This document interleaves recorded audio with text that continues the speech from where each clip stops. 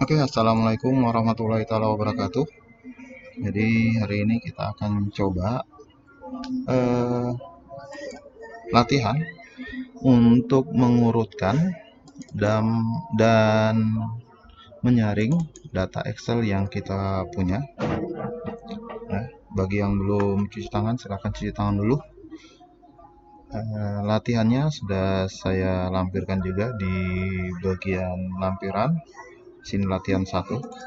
Latihan satu, di sini kita akan buka data Excel kita. Ini data Excel kehadiran peserta didik kita semester genap tahun pelajaran 2019-2020. Ini rangkumannya, rekapnya. Saya gunakan untuk latihan kita. Di sini untuk latihan pertama ini kita akan melatih bagaimana cara mengurutkan data dan menyaring data Excel yang kita miliki. Jadi yang pertama kita akan belajar cara mengurutkan.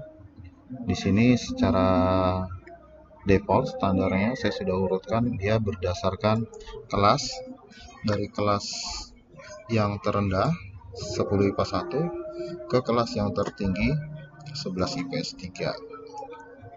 Jadi kita coba-coba akan mengurutkan data ini berdasarkan kriteria yang kita inginkan.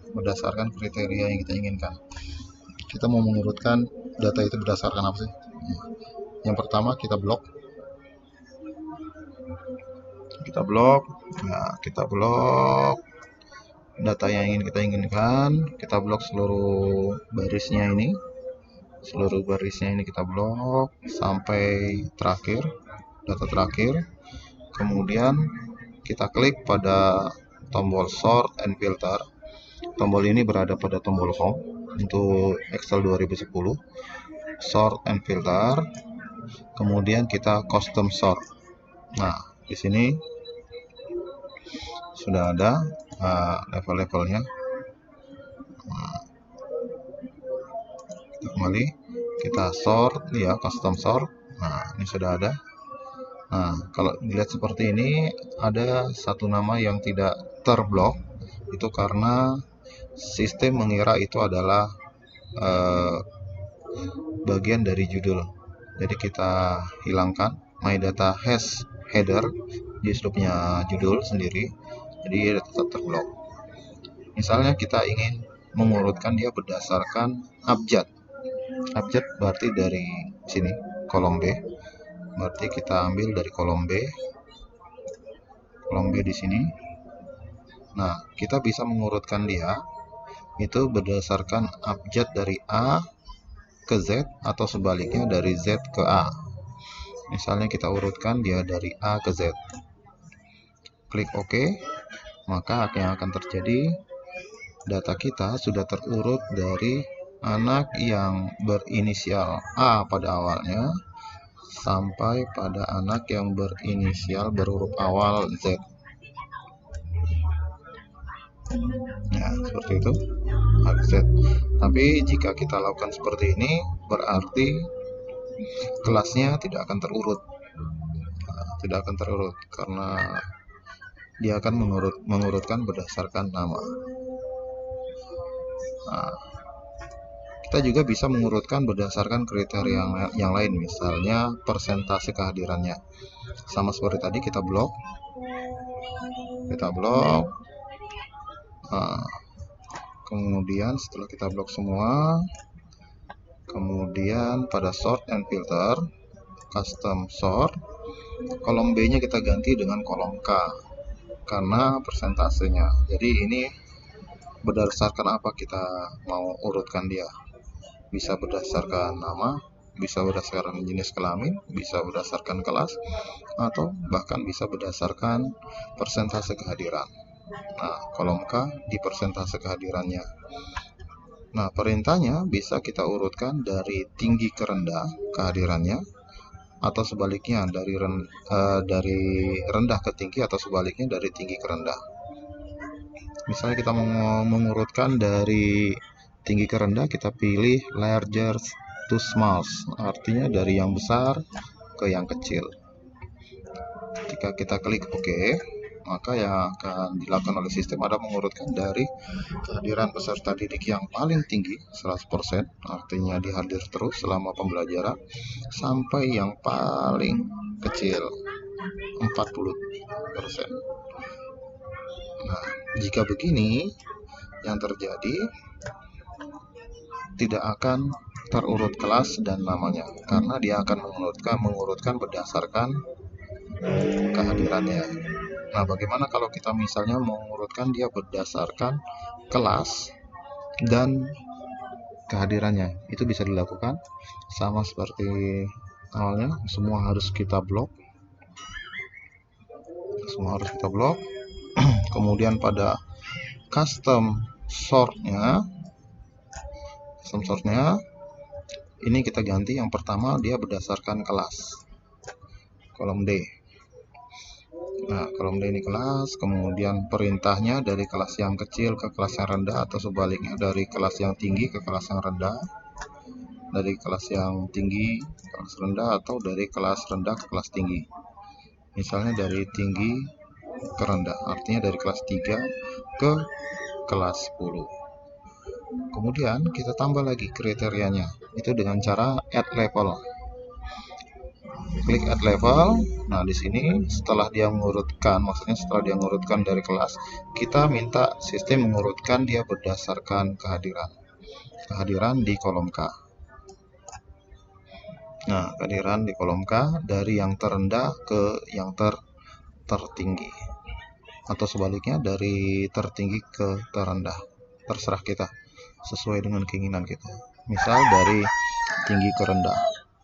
Setelah itu kita klik OK, maka sistem akan mengurutkan kehadiran peserta didik dari kelas yang tertinggi, ini kelas IPS 3, dari yang terendah Sahriel itu 77%, sampai yang tertinggi setiap ini. Begitu juga pada IPS 2, dia mengurutkan dari yang terendah ke yang tertinggi.